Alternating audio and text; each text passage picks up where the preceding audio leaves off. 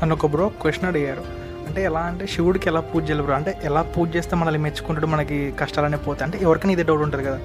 నాకు తెలిసి శివుడు ఎలా మెచ్చుకుంటాడు చెప్పనా, నువ్వు ఎన్ని డబ్బులు వేస్తున్నావు, లేదంటే ఎన్ని మారేడు దళాలు వేస్తున్నావు, ఎన్నిసార్లు నాకు నీళ్ళు పోస్తున్నావు, ఎన్ని చెంబులు నీళ్ళు పోస్తున్నావు, లేదంటే ఎన్ని రోజులు నువ్వు శివాలయంకి వచ్చావు, ఎన్ని సోమవారాలు చేసావు, ఏమన్నా దీక్షలు తీసుకున్నావా, వ్రతాలు తీసుకున్నావా, ఇలాంటివి సోది శివుడు పట్టించుకోడు. నేను చెప్తున్నా కదా, సాటి జీవికి నీకు చాతనేంత వరకు నువ్వు నిష్కల్మషంగా దాని ఆకలితో ఉంటే ఆకలి తీర్చిన, అది కష్టంలో ఉంటే నువ్వు కష్టాన్ని తీసుకున్నా, అక్కడ ఉన్నది ఆ జీవి కాదు శివుడే.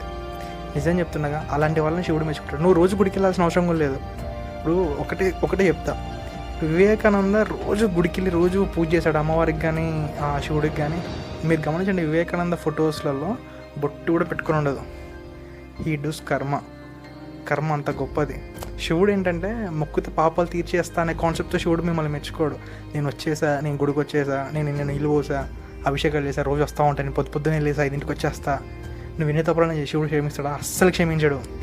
శివుడు చాలా స్ట్రిక్ట్ ఉంటాడు. ఇంకోటి ఏంటంటే శివభక్తులు ఎలా ఉంటారు తెలుసా, నా దగ్గరికి వచ్చా కదరా, నీకు అప్పుడెప్పుడో పోయిన జన్మలోనే రీసెంట్గా నీకు తెలియకుండా కర్మ చేసేవరా, దాన్ని కర్మఫలాన్ని నేను తీసేస్తాను నేను అని చెప్పిన కూడా శివభక్తులు ఎలా ఉంటుంది తెలుసా, వద్దు శివ, నేను చేసిన తప్పుకు నాకు శిక్షించు, నన్ను శిక్షించి నేను దాన్ని అనుభవించాక నేను దగ్గర తీసుకో అంటాడు. ఇలా ఉంటాడు శివభక్తుడు.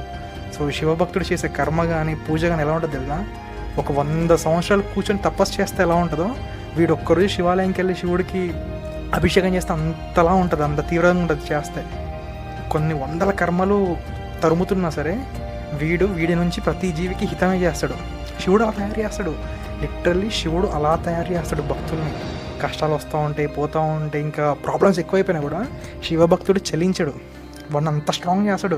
నువ్వు నిలబడరా, నేనున్నా చూసుకుంటాను, నడు, ఇలా ఉంటుంది. అది శివుడు ఇస్తాడు. సో అర్థమైంది కదా ఎలా ఉండాలో, శివుడికి ఎలా పూజ చేయాలో. మనస్ఫూర్తిగా ఇష్టంగా చేయండి, చేసే కర్మను కూడా అలాగే ఇష్టంగా చేయండి. మన నుంచి మంచి వస్తే చాలు. ఈ విశ్వమే నీ ఇల్లు, ఇక్కడున్న ప్రతి జీవిది మనదే బాధ్యత. ఇదొక్కటి గుర్తుపెట్టుకుని పాటించండి, శివుడు తప్పకుండా మెచ్చుకుంటాడు. సర్వం శివం జగత్.